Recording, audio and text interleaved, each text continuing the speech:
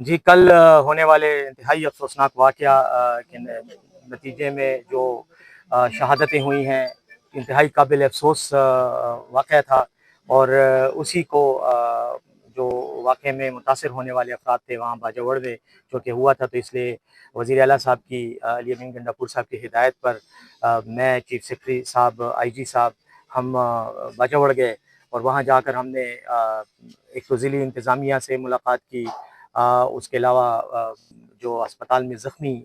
تھے کل کے حادثے میں، جو زخمی اسپتال میں داخل تھے ان کی عیادت کی،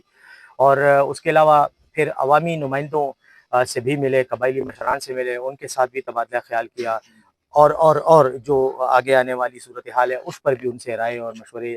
جو ہے وہ ڈسکس کیے۔ ساتھ ہی جو ہے وہ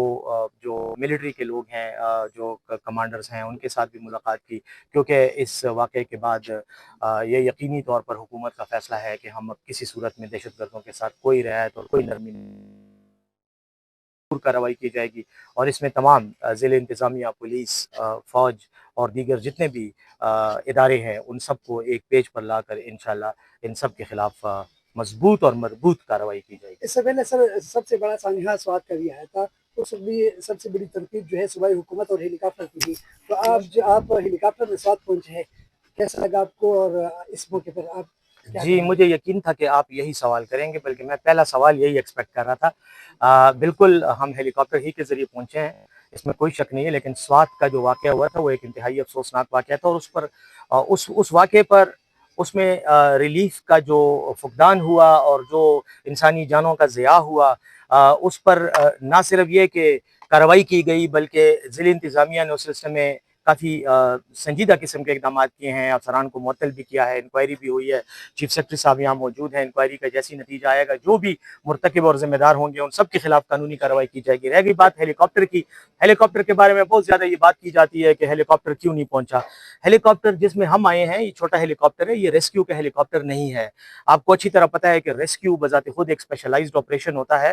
جس میں اس ہیلی کاپٹر کے اندر وہ ساز و سامان بھی ہونا چاہیے جو لوگوں کو بچا سکے۔ ہمارے پاس یہ جو ہیلی کاپٹر ہے یہ چھوٹا ہیلی کاپٹر ہے، اور یہ سفر کے لیے تو ٹھیک ہے، لیکن اگر ذرا سا موسم بھی خراب ہو تو اس میں وہ سفر نہیں کر سکتا، اور اس دن جس طرح کا سر ریسکیو کے ہیلی کاپٹر کا بندوبست بھی کیا گیا تھا، ہو گیا تھا، لیکن ریسکیو ہیلی کاپٹر کے پہنچنے سے پہلے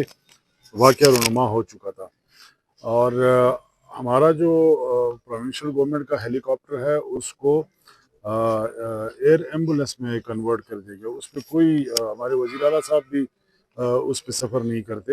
اور ان کو باقاعدہ ایئر ایمبولینس میں کنورٹ کیا گیا۔ آپ نے دیکھا ہوگا کہ جو کرم تھا، کرم پارا چنار میں تمام جتنی بھی لوگوں کی رسائی تھی وہاں سے وہاں پہ ادویات کا پہنچانا تو اسی ہیلی کاپٹر کے ذریعے ہوا تھا۔ حکومت کے تمام وسائل عوام کے ہیں اور ان کے بہبود کے لیے اور ان کے ریلیف کے لیے استعمال ہوں گے۔ یہاں میں ایک ایڈ کرنا چاہتا ہوں کہ دیکھیں اس دن یہ واقعہ افسوسناک واقعہ تو سوات میں ہوا جس میں انسانی جانیں ضائع ہوئیں، شہادتیں ہوئی لوگوں کی۔ یہ لوگ تو